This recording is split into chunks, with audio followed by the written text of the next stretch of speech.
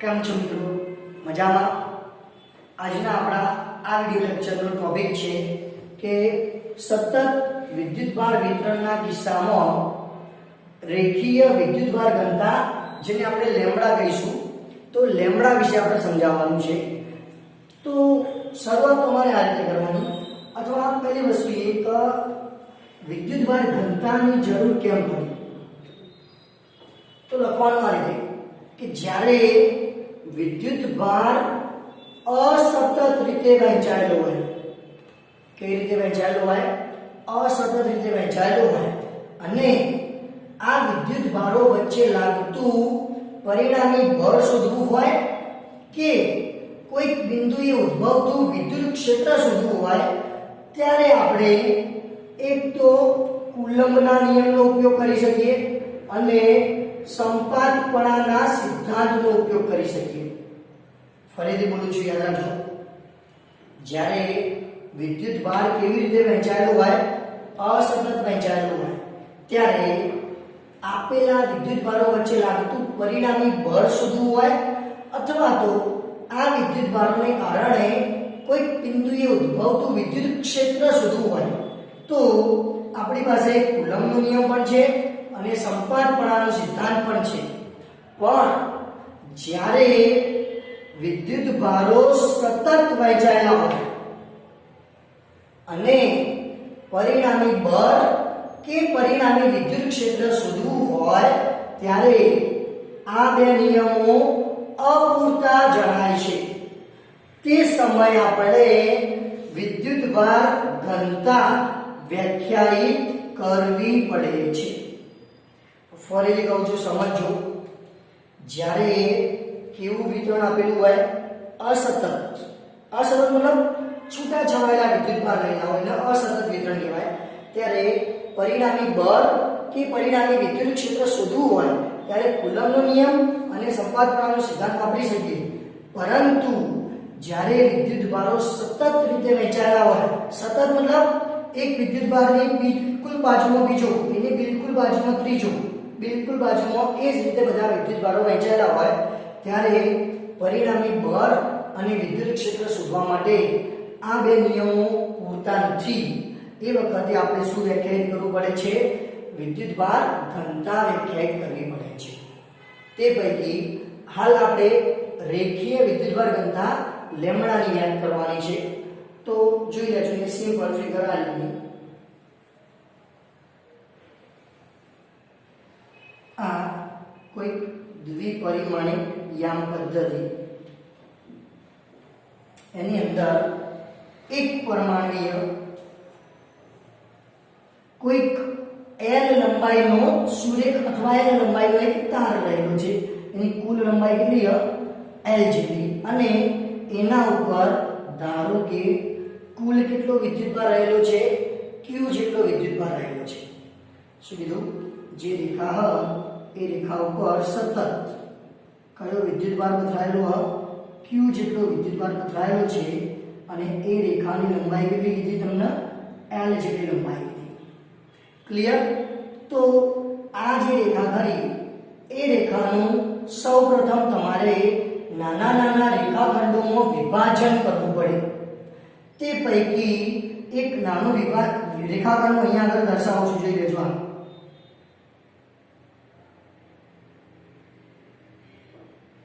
આ જે ડાર્ક કર્યો એ નાનો રેખાખંડ ધ્યાનમાં લો. જે રેખાખંડ તમે ધ્યાનમાં લીધો એની લંબાઈ dl જેટલી અને એનો પોતાનો વિદ્યુતભાર કના જેટલો? dq જેટલો. જો તમે આખી રેખાની વાત કરશો તો લંબાઈ l અને વિદ્યુતભાર q. નાનો રેખાખંડ, કયો રેખાખંડ ધ્યાનમાં લીધો?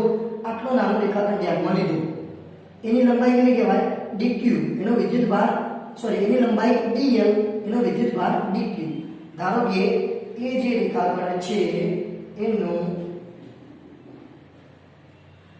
ઉગમ બિંદુથી સ્થાન સદિશ કેટલો છે? r જેટલો છે.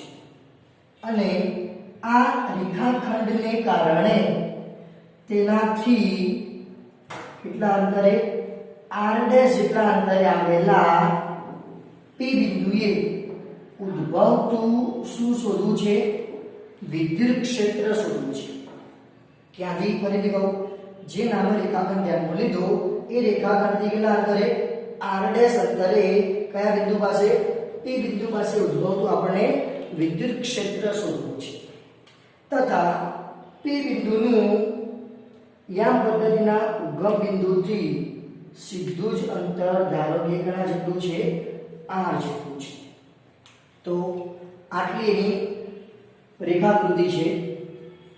પછી હવે વર્ણન કરવાનું આ રીતે કે આકૃતિમાં એક પરિમાણિક L લંબાઈની કોઈક રેખા ઉપર સતત Q જેટલો ધન વિદ્યુતભાર વિતરિત થયેલો છે.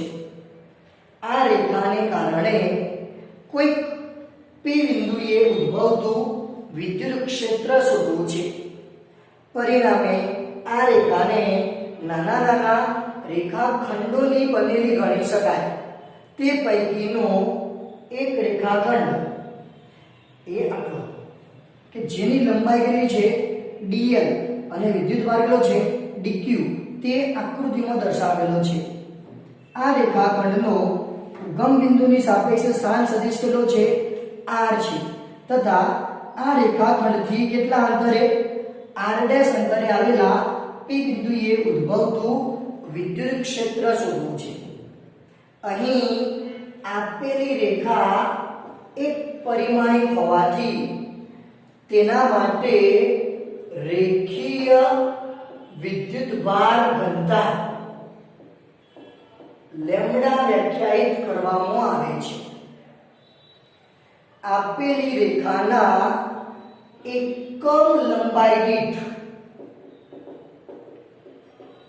જે વિદ્યુતભાર રહેલો હોય તે વિદ્યુતભારને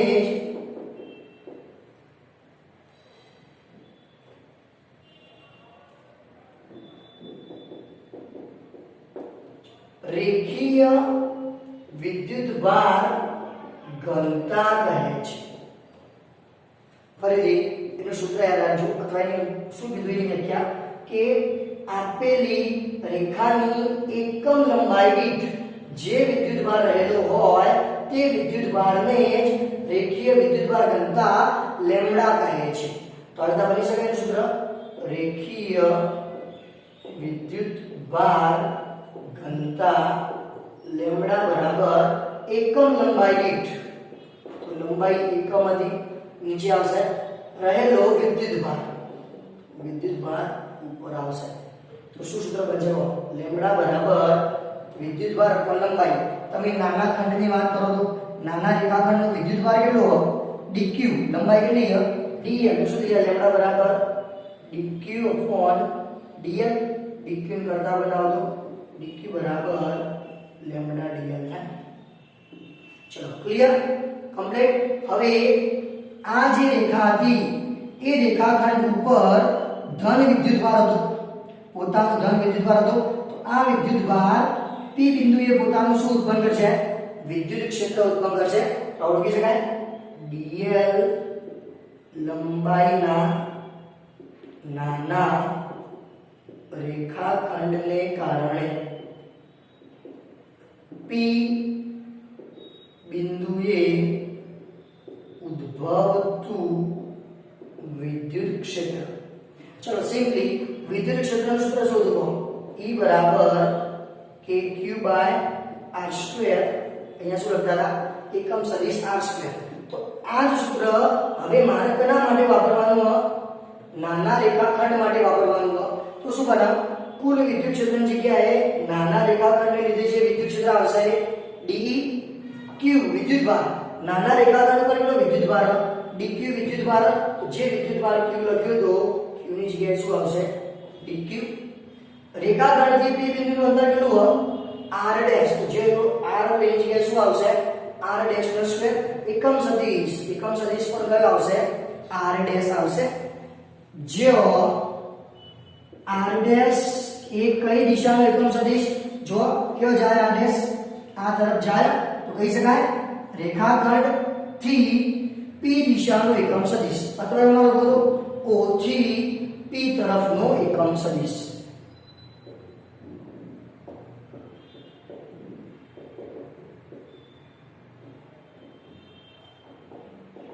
ચલો ઓકે તો જો આ વિદ્યુત ક્ષેત્રનું સૂત્ર જ વાપરેલું હોય શું હતું વિદ્યુત ક્ષેત્ર E બરાબર kq/r² એકમ સદિશ r આવું હતું હવે આપણે નાના રેખાખંડ માટે વાત કરીએ તો એના વિદ્યુત ક્ષેત્રને આપણે dE વડે કહીશું એનો વિદ્યુતભાર dq અને એ રેખાખંડથી p બિંદુનું અંતર શું હ r' તો શું થાય r' એકમ સદિશ r'.